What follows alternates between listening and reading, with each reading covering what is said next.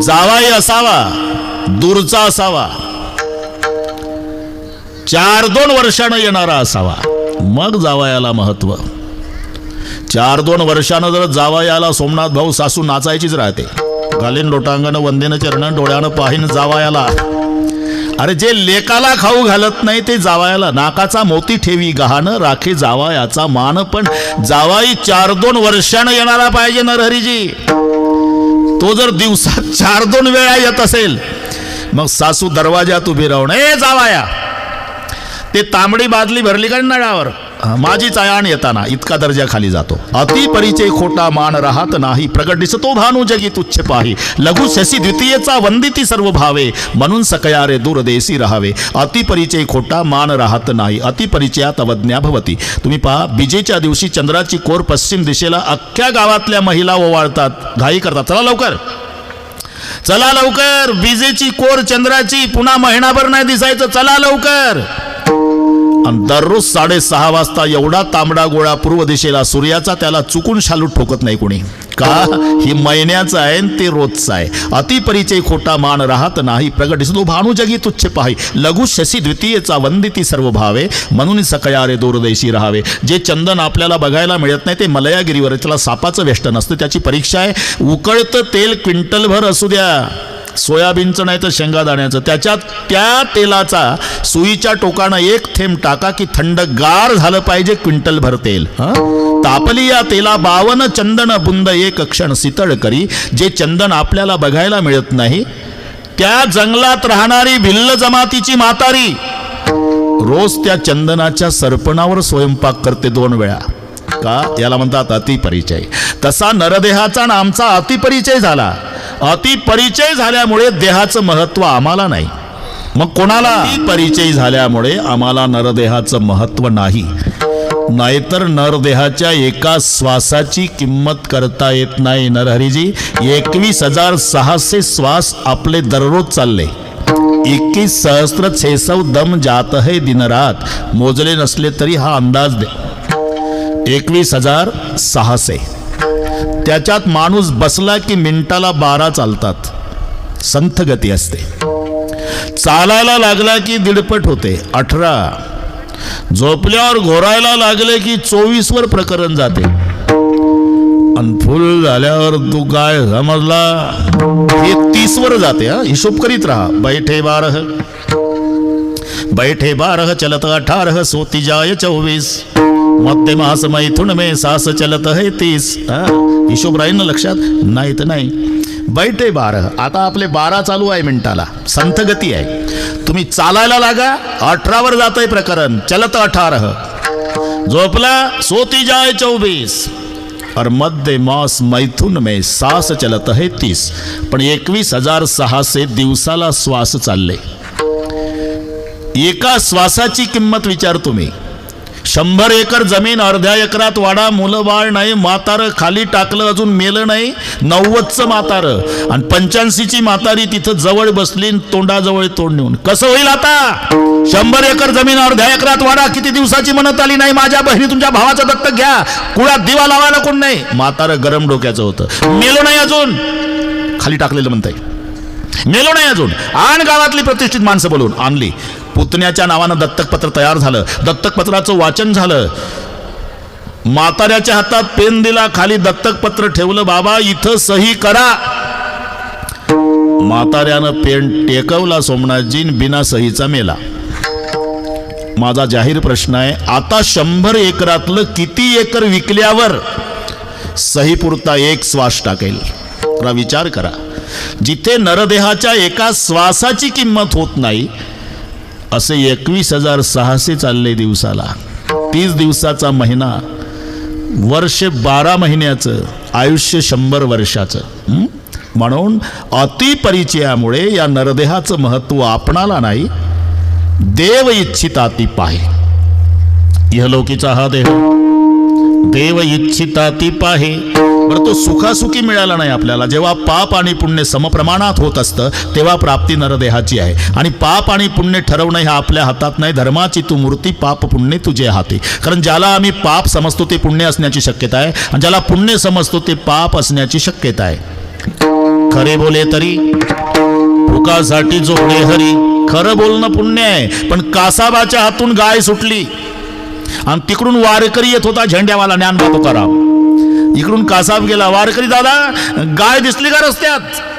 आता खरे बोले तरी, आता जर वारकरी खरं बोलला, हो आता तुम्ही पळत जा की गाय सापडेल, तो जाईल गायीला पकडल, कत्तल खाण्यात नेईल, तिची कत्तल करेल. म्हणजे आता वारकऱ्याचं खरं बोलणं गायीची हत्या.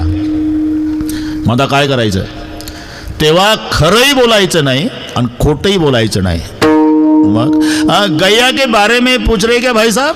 हाँ, जिस आंखों ने देखी है उस आंख को जबान नहीं. जबान बोल सकती है, वो अंधी है, उसने गैया देखी नाही. खोटंही बोलायचं नाही, खरंही बोलायचं नाही. ज्या डोळ्यानं पाहिली ना त्यांना बोलता येत नाही. जी बोलत आहे पण आंधळी आहे, तिनं काही गाय बघितली नाही तर वाटेल तसं कर. म्हणून पाप आणि पुण्य ठरवणं आपल्या हातात नाही. सत्यम ब्रूयात प्रियम ब्रूयात, खरं बोला, प्रिय बोला. अरे सत्य असेल तर ते प्रिय नसल आणि प्रिय असेल तर सत्य नसल. म्हणून जैन धर्माचे महात्मे तरुण सागरजी कटू सत्य त्यांचं प्रवचन यायचं, त्याचं नाव काय, कटू सत्य. सत्य कधी कटू असते. नाही तर मालक चौकात बसला, गडी पळतच आला नरहरीजी, पाटील अरे गाई सहित गोठा पेटला. काय सांगतो, शपथ घटना सत्य आहे. मालक म्हणणार आहे का पेटला न गोठा, मग पेड्या आणि गावात वाटू.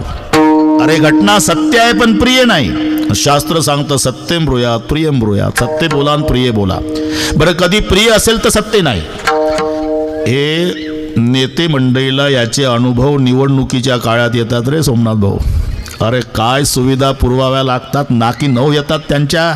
सासरा सुद्धा जावयाची पूर्तता करत नाही तेवढी. 10-10चा ग्रुप, त्यांना एक गाडी, डिझेलचा खर्च, भेभत्त्याचा खर्च, बाटल्या बिस्लरीच्या म्हणतो चांगलं पाणी मिळत नाही म्हणून सगळ्या सुविधा. 15 दिवस त्यांना गावं वाटून दिलेली असतात. यांना विचारा, सगळ्यांना अनुभव. पण एकही जात नाही प्रचाराला त्या गावात. अरे मग गाड्या जातात कुठं, गाणगापूर, तुळजापूर, शेगाव, धोंडे जेवण, मुली बघायला, पाहुण्याच्या गावाला मजा करून घेतात 15 दिवस. आणि मग 5 वाजता 15व्या दिवशी प्रचार थांबला की नेते मंडळी सगळ्यांना बोलावतात. का रे तुमचं गाव पॅक, 15 दिवस पॅकच आहे ना तुमचं. आमचंही पॅक, तुमचं पॅक, तुमचं पॅक, तालुका पॅक. आणि गावात गेलं नाही ते. याला म्हणतात प्रिय आहे पण सत्य नाही. मोठा पेटला सत्य आहे तर प्रिय नाही. आणि शास्त्र सांगतं सत्यम ब्रूयात प्रियम ब्रूयात. म्हणून पाप आणि पुण्य ठरवणं हे आपल्या हातात नाही. ठरवणारा भगवंत आहे. ते पाप आणि पुण्य समप्रमाणात होत असतं तेव्हा प्राप्ती नरदेहाची आहे. पंढरी महाराज कितीतरी न्याय आहे, एकंदर 52 न्याय तर स्पष्ट आहे. त्या 52 न्यायामध्ये नरदेहाच्या बाबतीमध्ये वापरला तो कागाताली न्याय. गारठ्यात तवा तापला बा पंढरी बाबा. आता जमला. आता काय 1 तास 12 मिनिटं आहे. सर्व महाराष्ट्राला माहिती आहे, मागे पुढे नाही. मी बरोबर 9ला 11ला उतरणार. पावला हा देह कागाताली न्याय. आंधळ्याच्या टाळीत कावळा सापडावा, नाही तर कावळा सापडत नाही. माझ्यापेक्षा हे कीर्तन तुम्हाला चांगलं पाठ आहे. पशुमध्ये कोल्हा, पक्षामध्ये कावळा. अजून पुढचा काय अभंग पाठ असेल तर तुम्ही ठरवा. कावळा एकच डोळा, बरं इतका वस्ताद आहे. पण 6 गुण कावळ्याचे, वायसात 5 शिक्षेचे, 5 कावळ्याचे. एकंदर याच्यावर कीर्तन होईल. 20 गुण माणसानी पशुचे घ्यावे. सिंहाद एकम बकाद एकम शिक्षे चत्वारी कुक्कुटात वायसात 5 शिक्षे षष्टून त्रिणी गर्दबात. आलं लक्षात? हो म्हणत जा, होला काय हरकत आहे. 1 सिंहाचा, 1 बगळ्याचा, सिंहाद एकम बकाद एकम शिक्षे चत्वारी कुक्कुटात कोंबड्याचे 4. बरं सांगतोच आता, होऊन जाऊ द्या.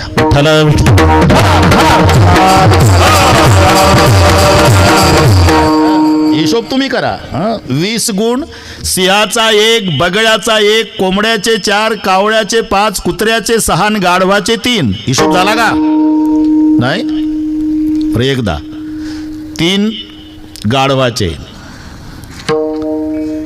6 कुत्र्याचे 9 झाले, 5 कावळ्याचे 14 झाले, 4 कोंबड्याचे 18 झाले, 1 सिंहाचा 19, 1 बगळ्याचा. आता तर जमलं ना? हा, लक्ष द्या.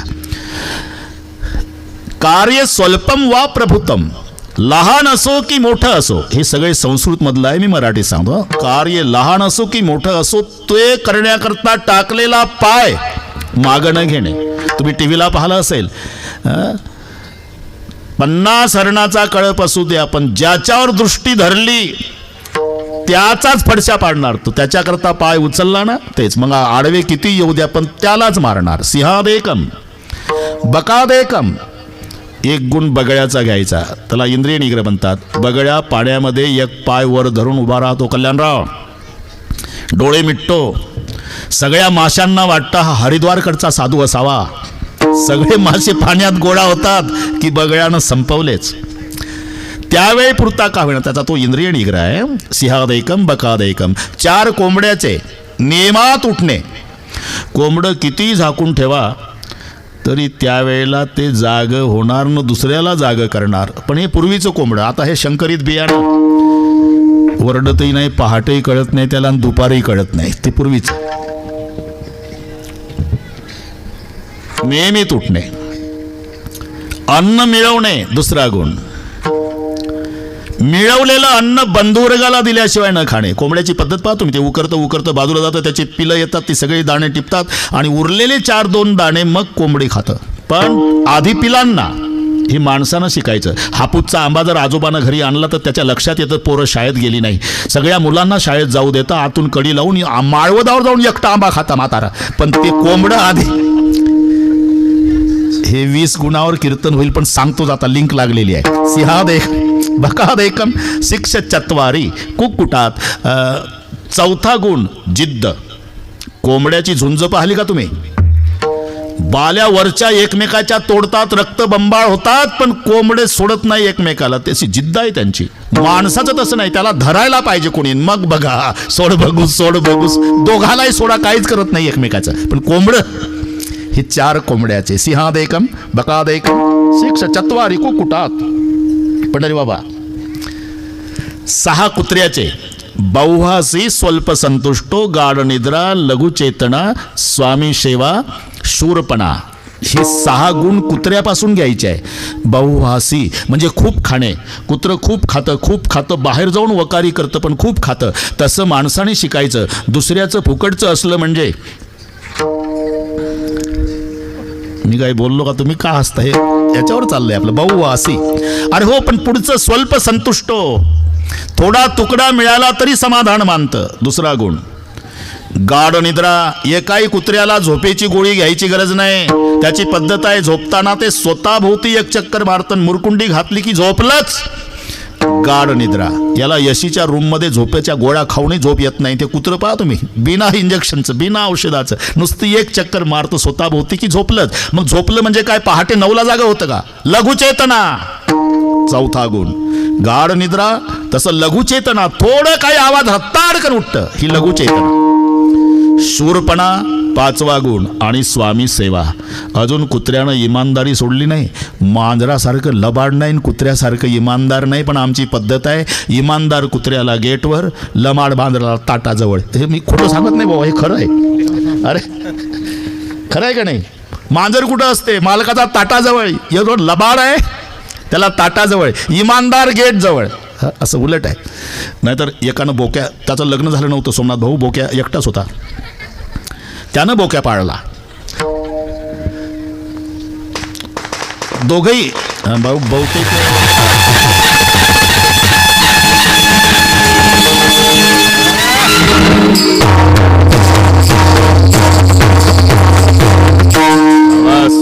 नरहरी बाबा मजा आली. चाल शेवटी घेऊ का पंढरी बाबा? हा, ते शेवटीच म्हणणार आहे. ते गारटले ना आता मला माहिती. ठीक आहे करू आपण. बरोबर.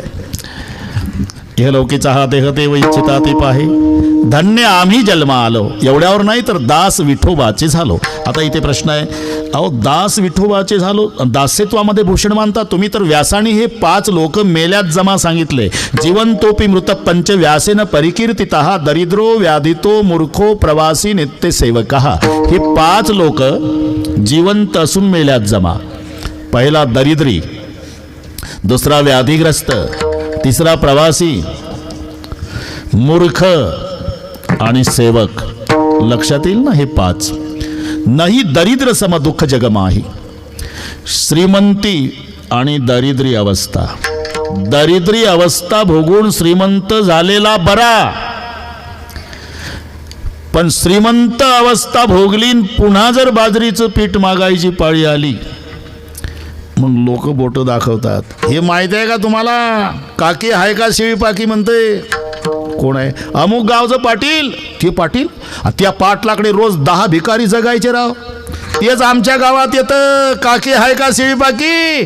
हे ऐकल्यावर पाटलाला वाटतं उद्या रोगोर घ्यायचं आणि उसात जाऊन पिऊन मरायचं, पण यायचं नाही पीठ मागायला. का? नाही दरिद्र सम दुःख जगमाही. दरिद्री अवस्था जिवंत असून मेल्यात जमा.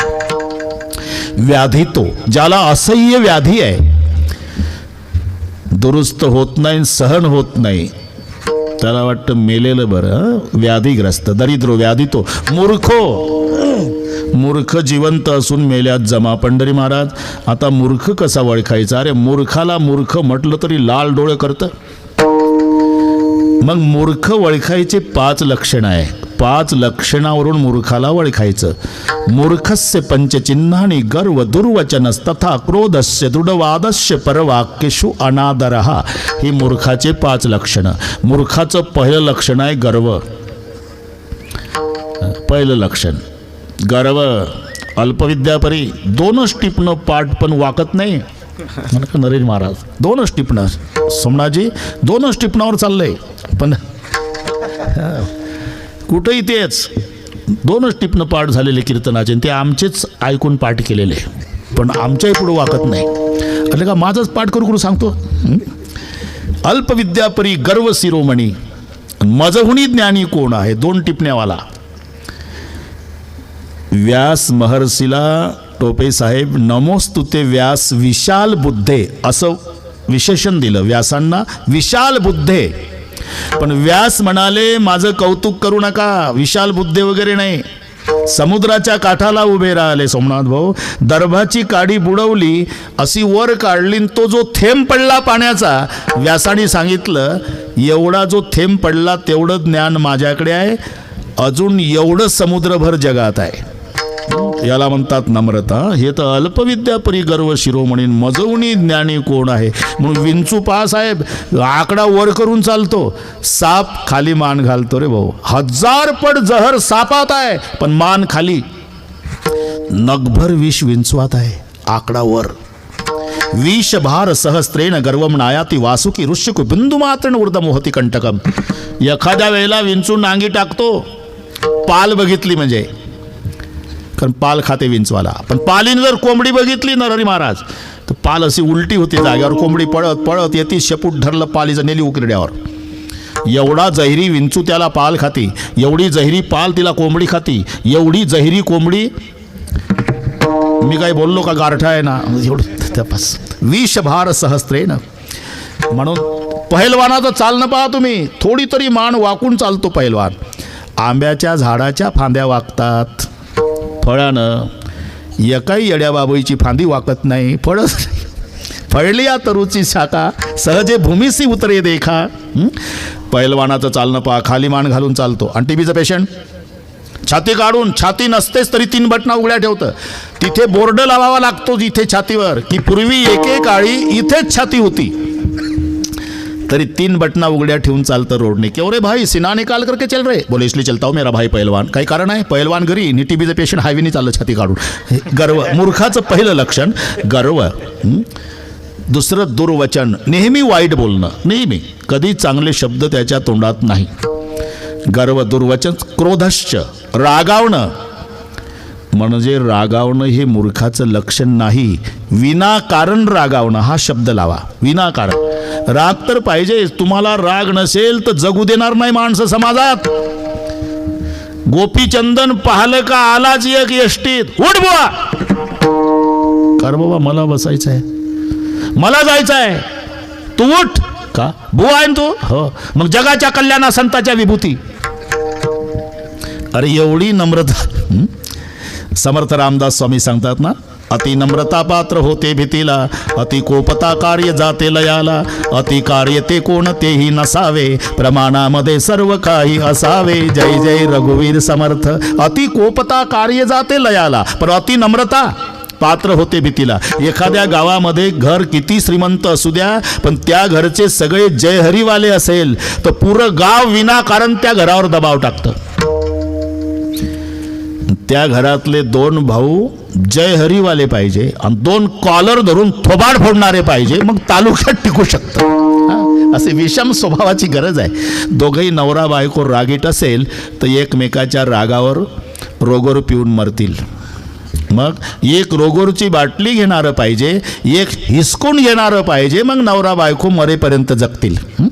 आता रामायण साहेबांनी ऐकलं, तिथं कारखान्यालाही ऐकलं, विषम स्वभावाच्या जोड्या आहे का नाही. नाहीतर रामाची भरताची जोडी पाहिजे, शांत शांत. लक्ष्मणराव आणि शत्रुघ्न यांची जोडी पाहिजे, गरम गरम. नाही, एकानं रागवायचं आणि एकानं शांत करायचं. लक्ष्मणानं रागवायचं काम केलं तर रामानं शांत करायचं केलं. लाद घातली कमरड्यात मंथरेच्या, शत्रुघ्नानं सांभाळलं भरतानं. अशा विषम स्वभावाची अति कोपता कार्य जाते लयाला, अति नम्रता म्हणजे विनाकारणचं रागावणं हे मूर्खाचं लक्षण आहे. मूर्खस्य पंचचिन्ह गर्भधरून वचन क्रोधस्य दृढवादस्य. दृढवाद म्हणजे विनाकारणचा वाद, विनाकारण. 3 सुबुद्धीर कथा समुंदल को आगून लागे, माछे थाके कोथा. 3 शहाणे समुद्राच्या काठाला गेले आणि वाद सुरू झाला. का रे एवढा मोठा समुद्र उघड्यावर पडला आणि पेटला तर? दुसरा म्हणला, मूर्खा ते काय डिझेल आहे का रॉकेल? मलाही कळतं रे, पण समजा.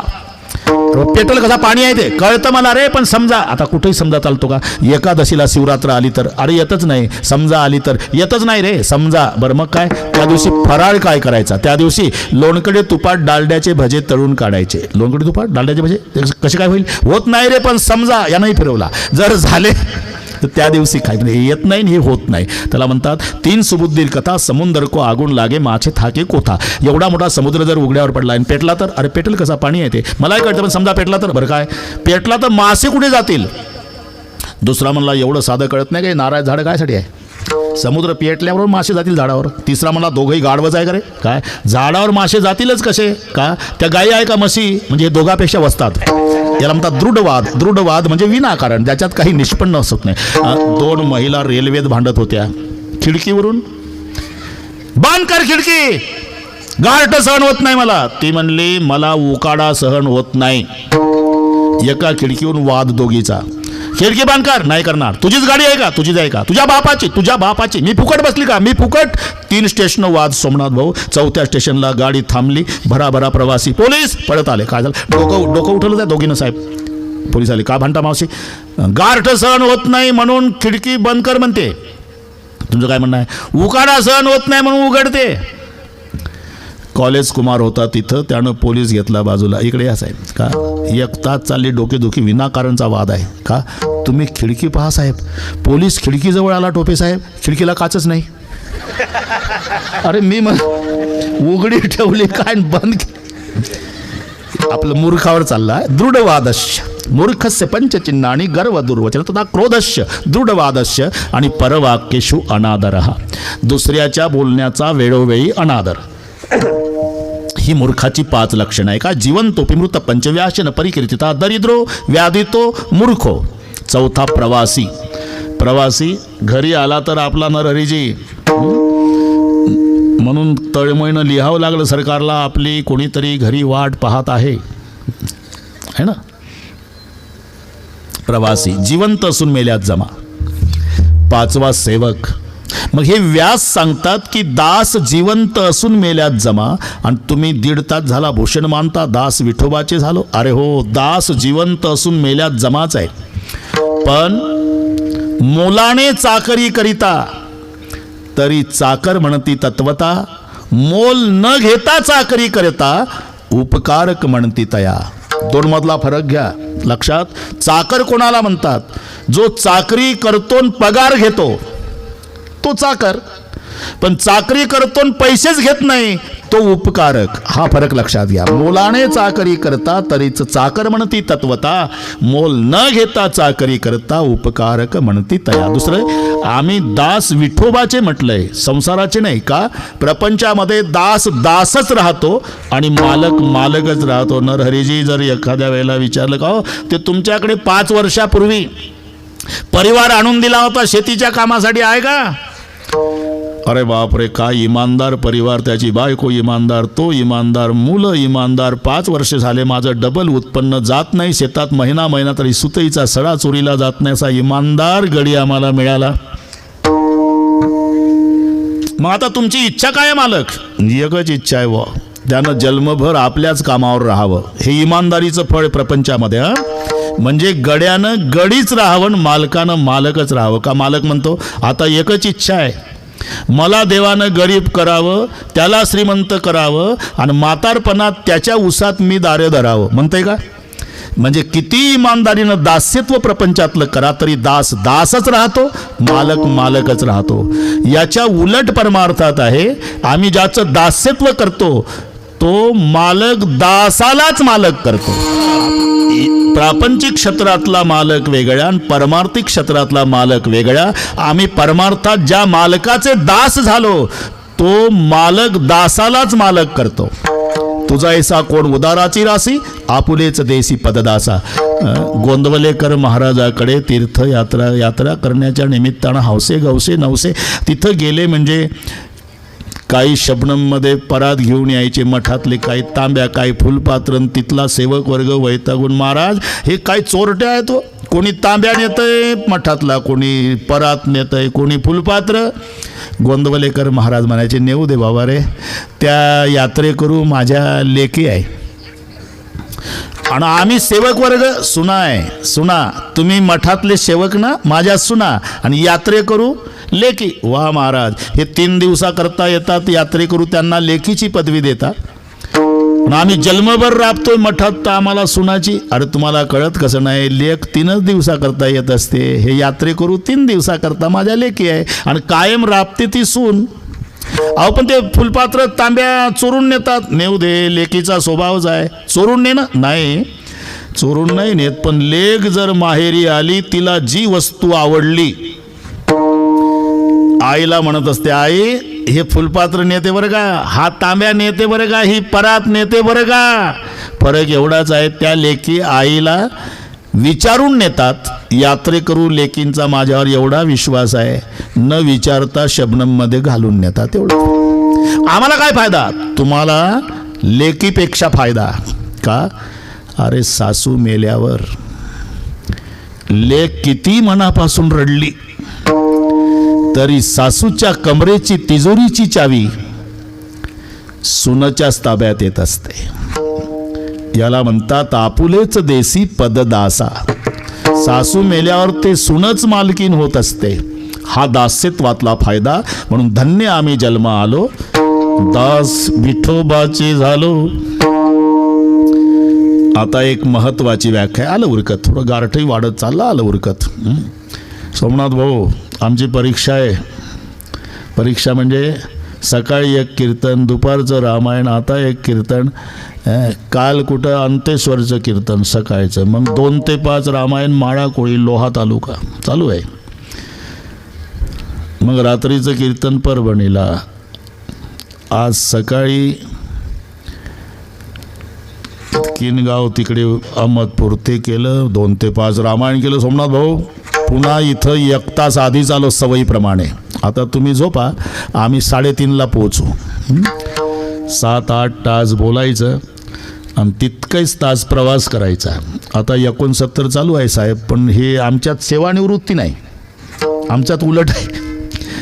इथे वय वाढलं म्हणजे ते परिपक्वता म्हणतात. बाबा काहीच करू नका, तुमच्या हातानं मूर्ती बसवा, काहीच करू नका, फक्त फीत कापा, काहीच करू नका बाबा, फक्त आमच्या घरापर्यंत या. असं उलट होतंय ते आता आहे. पंढरी महाराज, आयुष्य कशाला म्हणतात? 100 वर्ष? अरे ही मर्यादा आहे, आयुष्य नाही. आयुष्याची व्याख्या काय आहे? जन्म झाल्यापासून मरेपर्यंतचं जगणं. ही मराठी नीट ऐका. याला म्हणतात आयुष्य. आयुष्य म्हणजे जन्म आणि मरण याच्या मधला जो कालावधी याचं नाव आयुष्य आहे. मग कोणाचं 5 वर्षाचं असेल, कोणाचं 105 असेल. 105 असेल तेही आयुष्यच आहे आणि 5 वर्ष असेल तेही आयुष्य आहे. म्हणजे जन्मापासून मरेपर्यंतचं जेवढं जगणं आहे याचं नाव आयुष्य आहे. आणि त्या आयुष्यरूपी साधनाच्या बळावर आम्ही ते साध्य प्राप्त करणार. आयुष्याच्या साधने साधने आयुष्याच्या साधने. शाबास, शाबास. एकदा टाळी वाजवा. अरे काय एका चालीतच लॅश. पंढरी बाबा काय हिरे आहेत आमच्या संप्रदायामध्ये. बस धन्यवाद, धन्यवाद. माझं तर समाधान झालं. आता मी पूर्ण करतो कीर्तन. आयुष्याच्या साधने सच्चिदानंद पदवी घेणे या आयुष्यरूपी साधनाच्या बळावर आम्ही सच्चित आनंद ही पदवी प्राप्त करणार. म्हणजे याचा अर्थ स्वर्ग सुख संताला अपेक्षित नाही. प्रमाण पंढरी बाबांनी म्हटलं. तुका म्हणे जाती पुण्यक्षय अधोगती, स्वर्गभोग ते नलगती असार, क्षणे होते जाती क्षणेची नश्वर. मग स्वर्गाची अपेक्षा नाही, उलट त्याच्यावर पाय ठेवू म्हणजे पावटणी करू. तू का म्हणे पावताळी. नाथ महाराज तुम्हालाही धन्यवाद. आज राजेश भैया साहेबांचा अभिष्ट चिंतन सोहळा त्यांचे वडील वैकुंठवासी अंकुशरावजी टोपे साहेब त्यांच्यापासून आमचा हा जिव्हाळाचा संबंध आहे. आमचंही प्रेम त्या परिवारावर आहे. अभिष्ट चिंतन सोहळा करण्याची गरज काय? याचं कारण आहे ज्याची समाजाला आवश्यकता आहे त्याला आयुष्य कमी असते आणि ज्याच्यासाठी समाज वैतागून गेलेला आहे ते प्रत्येकाच्या 10व्याला हजर असते. तालुका नाही जिल्हा सत्यनारायण घालायला तयार आहे एवढी कटकट जाऊ द्या, ते मरत नाही. आणि ज्याची गरज समाजाला आहे ते जास्त दिवस त्यांना आयुष्य नाही. तुम्ही पहा पूर्वीपासूनची पद्धत आहे, सज्जनाला आयुष्य कमी आहे. गरज ज्ञानोबा रायाची समाजाला तर 22व्या वर्षी जगाचा निरोप घेतात. गरज तुकोबा रायाची समाजाला तर 41व्या वर्षी निघून जातात. म्हणून ज्या व्यक्तीचं जे नियोजित आयुष्य आहे ती व्यक्ती त्याचं नियोजित आयुष्य जगणारच असते. नरहरी महाराज त्याच्यात कोणी बदल करू शकत नाही. आयुष्य संपलं, डॉक्टरची लाईन उभी करा तरी जगत नाही सोमनाथजी. आयुष्य उरलं त्याला रोगोर पाजा तरी मरत नाही. असं करू नका ना, उद्या मोबाईल कराल पुन्हा. 2 वर्षाचा काळ कोरोनाचा सर्वांच्या अंगावर शहारे आणणारा. त्यावेळेला आमच्या राजेश टोपे साहेबाची खरी परीक्षा झाली. सगळा देश संकटात होता, पण हिम्मत देण्याचं काम त्या कालावधीमध्ये आमच्या टोपे साहेबांनी केलं. साधा खोकला आला त्याला ॲडमिट केलं, ते दवाखान्यात मेलं. आणि जे भीतीनं वाल कंपाऊंड उड्या मारून पळत आले ते अजून आहे. हा ना, खरंच आहे, अजून आहे ते. मी का सांगतो हे? आयुष्य शिल्लक आहे, मग किती प्रयत्न करा नाही मरणार. संपलं नाही जगणार. पारमार्थिक क्षेत्रातली हानी झाली सोमनाथजी, राजकीय क्षेत्रातली झाली. आकाशाच्या उंचीचे गेले लोक. काय वय आहे का? राजीवजी सातव 41 वर्षाचं वय. अरे राहुल गांधी ज्यांच्या अंत्ययात्रेला आहे, पण जावं लागलं. ज्याचं जे नियोजित आयुष्य आहे ते आयुष्य तो व्यक्ती जगतच असतो, पण त्या नियोजित आयुष्यामध्ये काही अनिष्ट घडू नये म्हणून सर्वांनी एकत्रित येऊन इष्टदेवाकडे केलेली सामुदायिक प्रार्थना, याचं नाव अभिष्ट चिंतन सोहळा. विठ्ठल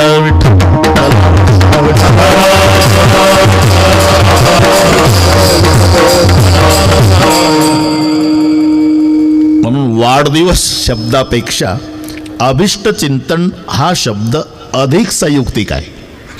वाढदिवस म्हणायचा आहे, पण तो क्षयदिवस असतो. तेवढे आयुष्यातले दिवस कमी झालेले असतात. पण हे मृत्यूलोकीचे उफराटे, पायात जोडा घाल, डोक्यात टोपी घाल, अंगात सदरा घाल. म्हणायचं आहे अंगात सदरा घाल, पण सदऱ्यातच अंग घालायचं आहे. आता 2 तास तुलाच सांगतो सोमनाथ भाऊ कीर्तन, ना माझ्याकडे पाय. डोक्यात टोपी घालायचीच नसते, टोपीतच डोकं घालावं लागतं. पायात जोडा घाल म्हणायचं आहे, पण जोडे दारातच आहे, हे जाऊन पाय घालतं त्याच्यात. अगदी तसेच आहे मृत्यू लोकांचे उफराटे. पहिला पूर नदीला आला म्हणजे अख्खं गाव नदीच्या काठाला गोळा होतं, तंबाखूला चुना मळून चर्चा चालते. काय नदी वाहती पाटील? अरे ती उभीच आहे. नदी कशाला वाहती? त्याच्यातलं पाणी वाहतं, पण म्हणतात नदी वाहती. अगदी तसंच आहे. वाढदिवस नाही, तो क्षयदिवस असतो. आणि म्हणून संयुक्तिक शब्द आहे अभिष्ट चिंतन सोहळा. तेव्हा राजेशजी भैया साहेबांचा हा अभिष्ट चिंतन सोहळा अतिशय सुंदर पद्धतीनं आमच्या कल्याणरावजी सपाटे साहेबांनी, त्यांचे सर्व सहकारी सहयोगी असेल त्या सर्वांना धन्यवाद देतो. ज्ञानोबाराय 16व्या वर्षी समाधी घेणार ही चाहूल लागली तिन्ही भावंडांना. निवृत्तीनाथ म्हणाले, नाही ज्ञाना, 2 वर्षे पुन्हा माझ्याकरता थांब. ठीक आहे दादा. सोपान काका म्हणाले, 2 वर्षे माझ्याकरता थांब. ठीक आहे. मुक्ताबाई म्हणाल्या, 2 वर्षे माझ्याकरता थांब. तिन्ही भावंडाचे 2-2 वर्षे मान्य केले. पुन्हा 6 वर्षे ज्ञानोबाराय जास्त थांबले. 22व्या वर्षी समाधी घेतली. कल्याणराव सपाटेंनी मला वाटते त्याच उद्देशाने हा सोहळा घडून आणला असेल की पांडुरंगा, आमच्या आयुष्यातला एक एक दिवस घ्या, पण आमच्या टोपे साहेबाला जास्त दिवस जगू द्या. याचं नाव अभिष्ट चिंतन. विठ्ठल